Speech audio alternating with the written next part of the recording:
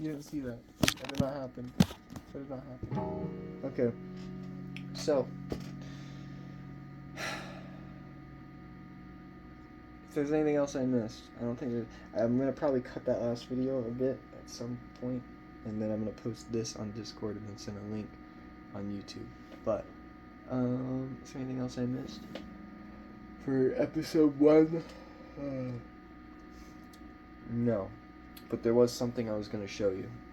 Because I'd like you to start playing this. If you want to. If you're interested.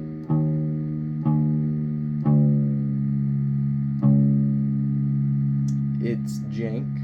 It's the song I was showing you last night. What I Like About You. The tuning, to not mix you up or get you confused at all. Let me just make sure I put it in correctly before I say. So, funny enough, earlier when I had you go down a half step, you're pretty much there. You're pretty much there. It's just that the E string, which is tuned to D sharp currently, if you're in half step from standard, you're going to want to bring that a whole step down to C sharp. And everything else after that stays the same except your G string, which is currently tuned at F sharp in half step from standard. You're going to want to tune that a half step down to F natural. And do it slowly.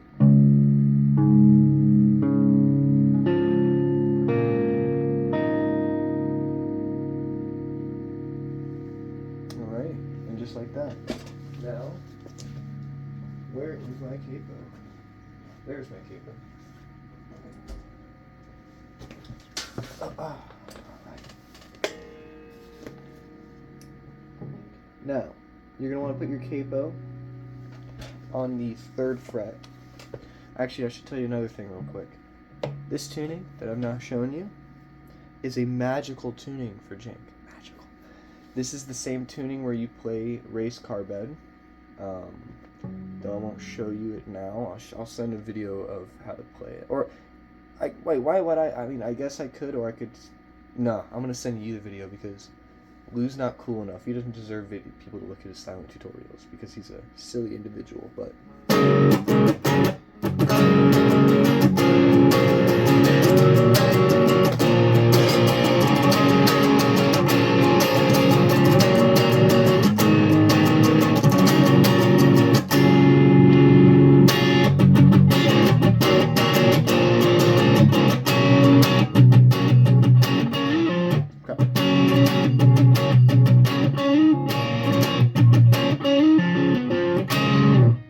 So, now that I'm done doing that and showing off and making you go, come on Sam, why don't you play it slow so I learn it? No, I'm going to gatekeep that one for a tiny bit. And then I'll send it. So, from last time.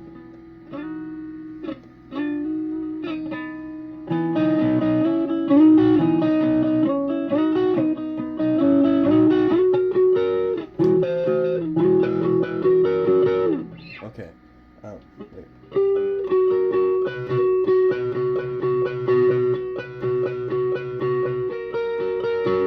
Why does that feel like a Black Eyed Peas thing?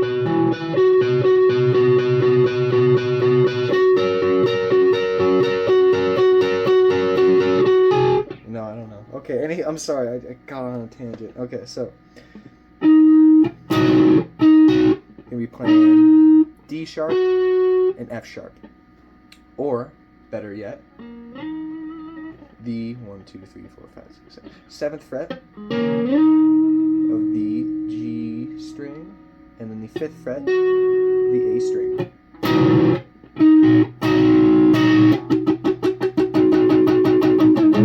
Wait.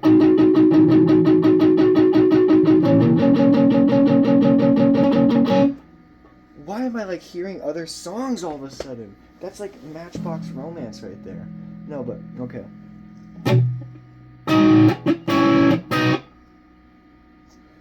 I'll play it slow for you. If you remember the last chord, you remember the last chord, right? Yeah. 3rd fret on the G string, 3rd fret, and then 2nd fret on the A string. Play each individual note slowly so you can hear it, and then you can try to mimic it.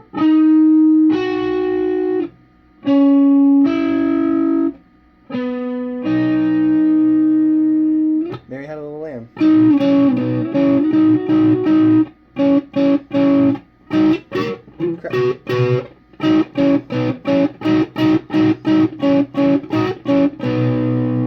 Alright, now how to play the right hand part here, because I never told you that.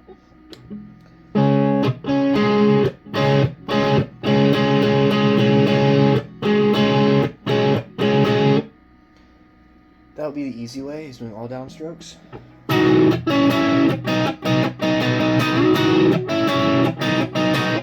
That's actually how you're supposed to play it.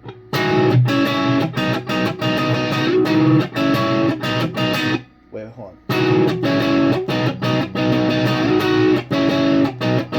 No, it is all downstrokes. I take that back. I'm trying to make it harder for you. Why did I do that? But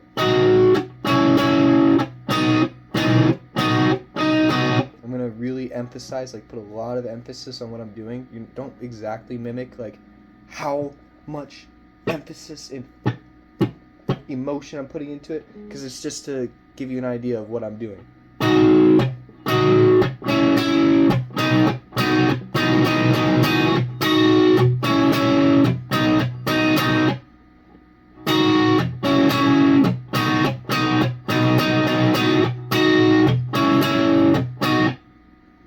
So you're going to do that.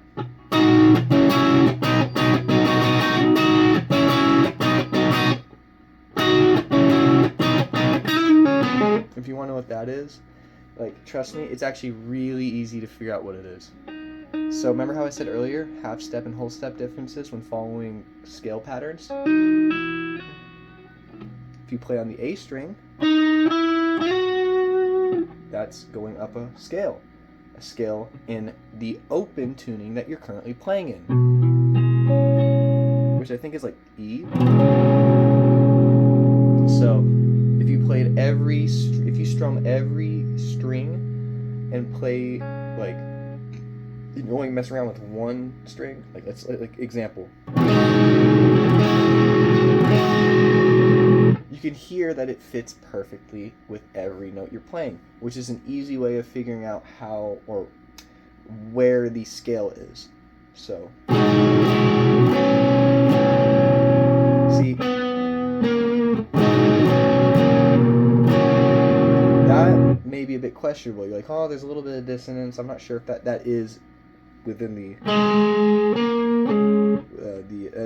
the scale.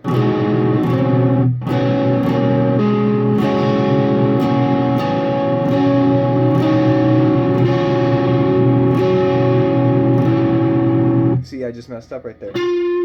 That's not in the scale. It goes.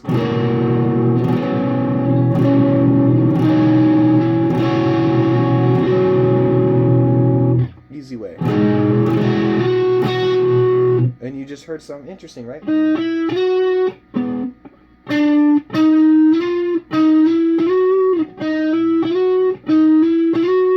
Yeah. Anywho. So what I was saying before, if you want to play this, it's literally just a scale. So the chord you played earlier when you're going, that chord, you literally just, it's funny what I'm about to show you. It'll make a lot more sense, I guess, but you're basically just going to be fiddling around with that shape. It's literally, you're only, so it's 2nd fret, 3rd fret, 2nd fret, pull off, so you're playing open, 2nd fret, 1st fret, 2nd fret, pull off, 3rd,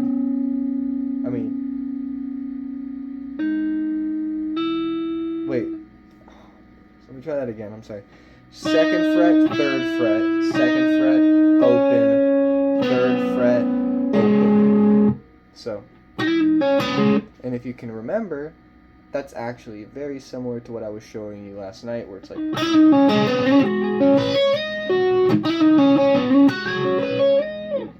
It's almost the same thing, except instead, remember how I was putting a lot of emphasis on going... playing open after going like that? That's the difference.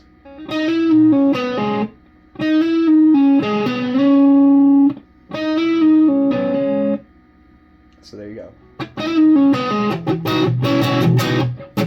And then everything after that is just playing the same thing, like I said before, overlapping that thumb to mute the low string, and then the strumming pattern is going to be...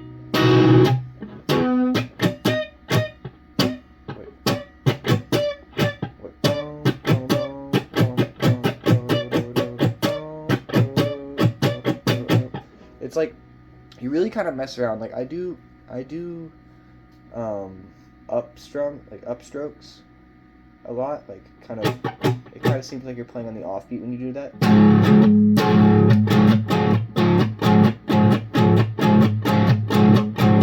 And the reason why it seems like it's the offbeat is because you're muting on beat.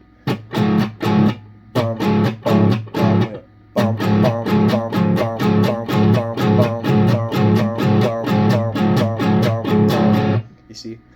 But yeah, that's the pattern. So I'm going to show you that slowly.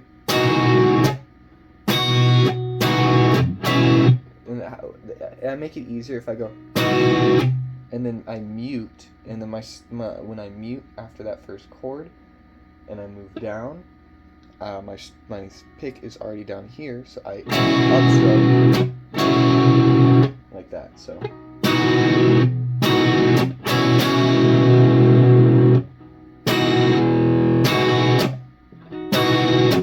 see, do it slowly and a bit closer.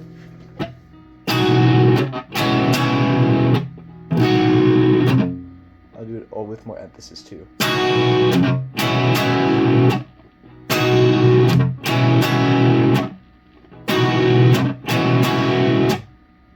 And now I'll play a bit more. The end, I literally just go on beat, I mute, and then I upstroke on the offbeat. So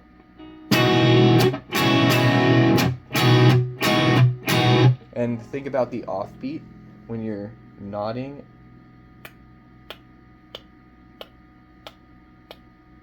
Every time you are nodding your head up, that's the offbeat. So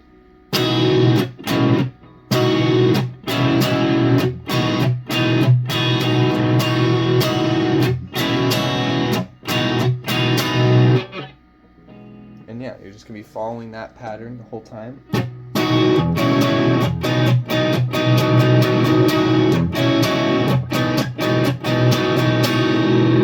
And then the next chord after that, this finger stays in the same area when you're playing that third chord in the beginning. So your index is going to stay on that string, but it's going to go up to the 5th fret from where your capo is. So that's where it's going to go up. And then you're going, once you go up there, you're going to have your middle finger on the 6th fret of the E string. And it's going to have a lot of dissonance because it's not really in key, but that's the point.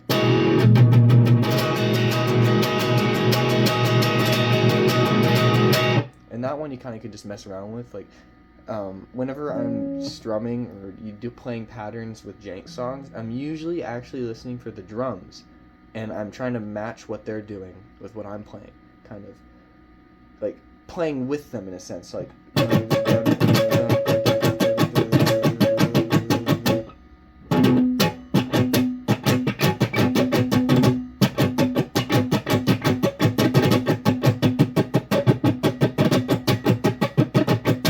See what I mean? Like, I'm playing with the drums. Like, if you listen for the drums, you'll hear that the guitar and drums in jank are very tight together. They're very together with what they play. And it's usually, like, and the only times they aren't is when, like, there's a break from the drums and the guitar goes, and then there's a break from everything except for the drums and they go, but you get the idea. So, 6th fret, 1, 2, 3, 4, 5, 6, yeah, 6th fret, 5th fret.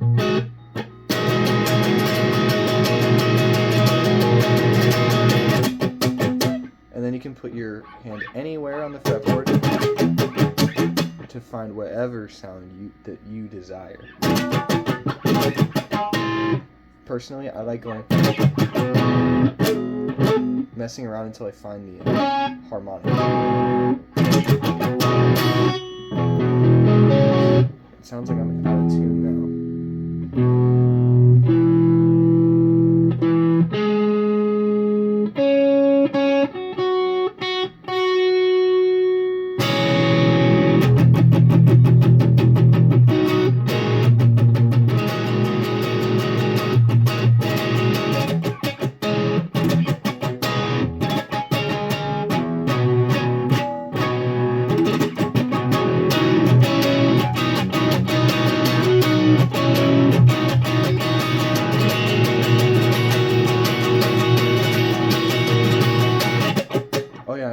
Also with that chord, with everything you're playing pretty much, it's self-explanatory. For the most part, you're playing every string.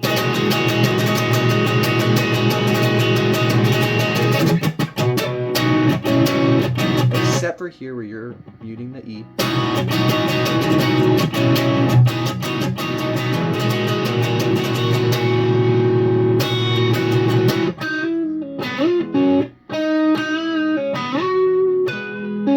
That's the next part.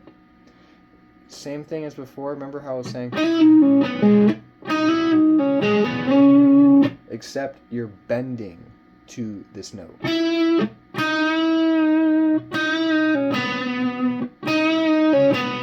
Easy way to bend. When you bend, try to like swing a bit out when you're pulling. It makes it a lot easier to bend to that note. And then after you do that, by the way, I should mention, bend, pull off, 3, bend, pull off, 3, and then you're gonna go to, what fret is that from here? It's 1, 2, 3, 4, 5, 6, 7, 8, 9, 10. 10th fret, the 10th fret. So from the 3rd fret to the 10th fret. And then after that, it's going to be a string above it on the same fret, 10th fret.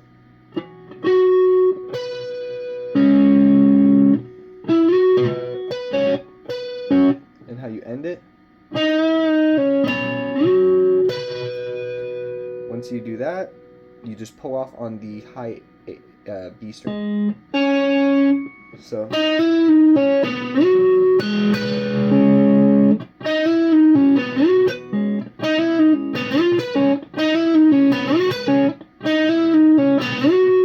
once you get to this point, by the way, this note can be muted, like by lack of contact, while also still touching the string, like lack of contact from the fret to the string. So, and then yeah, so.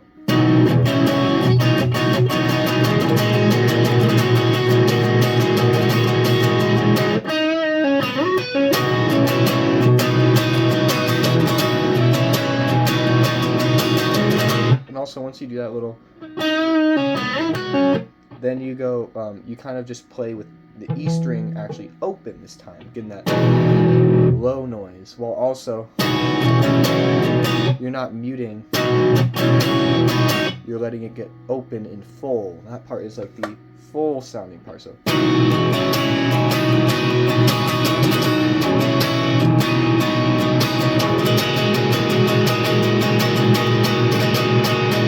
and then the second time you're playing this chord again, triplet, those are triplets. So once you get to a certain point in that part, you're going to want to be listening for the drums because they're going to be playing triplets, and it's like more of an emphasis moment where you're building up. You're getting maybe slightly a little bit faster, but not too fast. You're not actually, you know, crescendoing the tempo or anything. But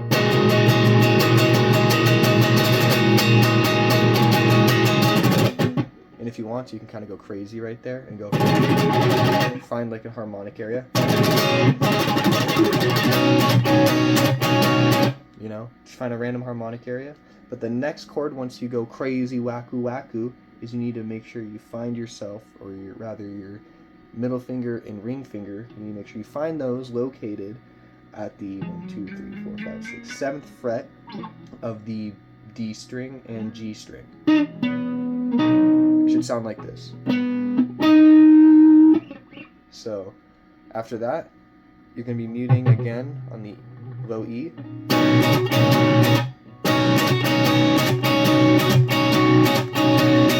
And that strum pattern may be very annoying to understand at first, but I'll try to go through it slowly. It's going to be a long video. So basically the idea is da da da da da da da da. But whenever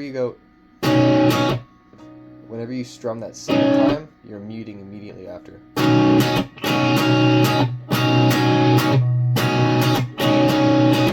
And it's better if you can get that little, when you fall into the mute, like it just, it has like trust me, it sounds way better. Let me show you the difference between not having it.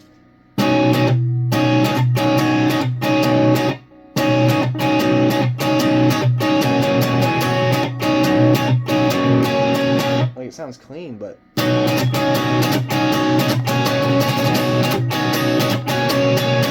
I also kind of like went, okay, you know what, fine, I'll give it justice, that version.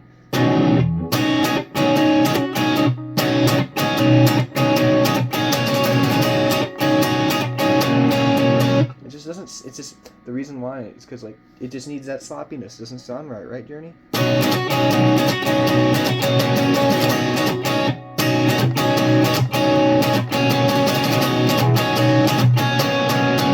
Anywho, the second chord, you're going to be going down a half step on the D string. So instead of playing on the 7th fret, right? Yeah, instead of playing on the 7th fret, 6th fret of the D string, and then 5th fret of the G string. So you're going a half step difference on the D string, whole step difference on the G string. So I should hear this difference. The first chord I showed you, the second chord I showed you.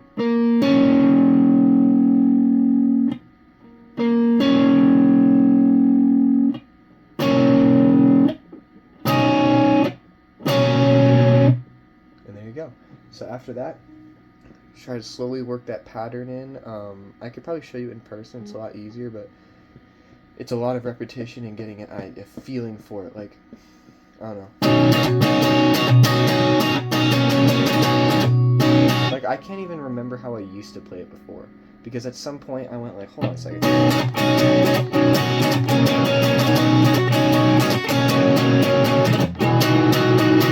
Either way. Next chord after that is the first chord of the song.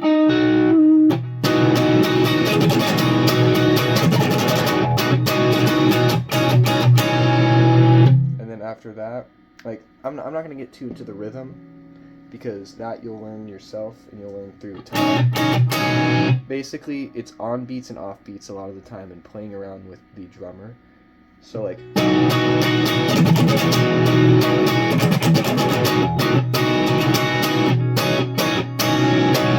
you know, I'll play this part slow for you. So what I'm doing right there, by the way, first chord, I'm letting go of the B string and playing it open. So see, so play it slowly.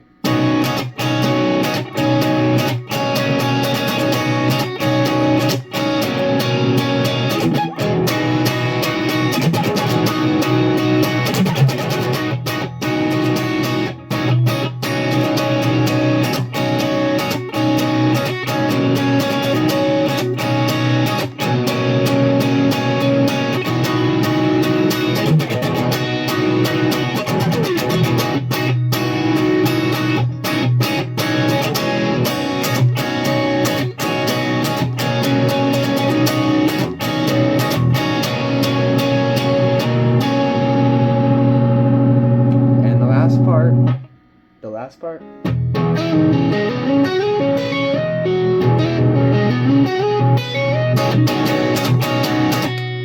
Very, very annoying to play. I'll play it slowly for you. Play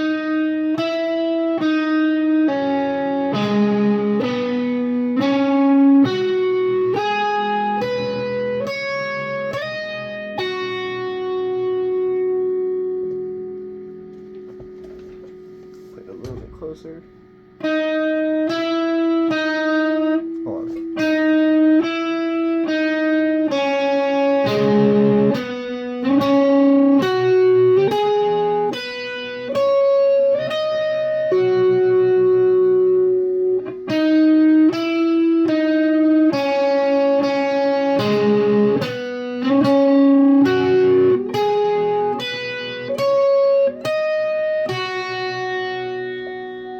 Those are the notes, and then it's hammer on, pull off. So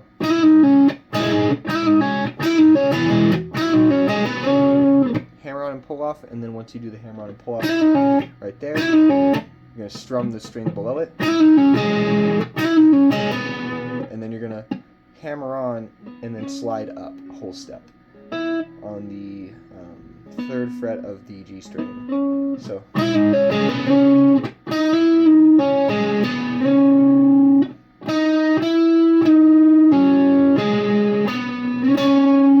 part after that,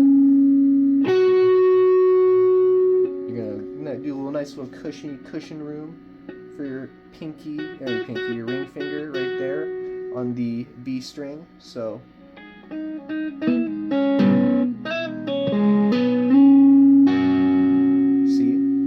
and then up a whole step again.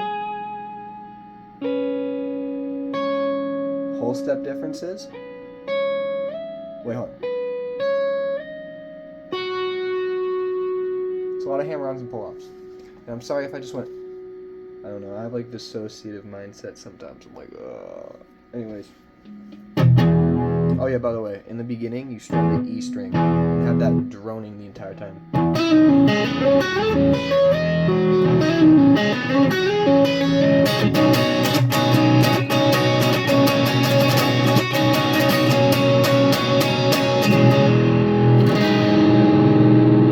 Next part after that, you want to strum the lower strings to get that like beginning kind of woo, and then everything falls in,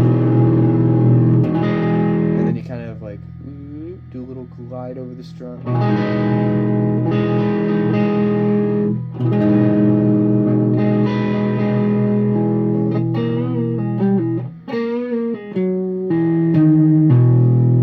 So after this, it's really just a matter of like getting a feel and a groove for it. The chords right here at the end: B string, 2nd fret, E string, 5th fret. Yeah.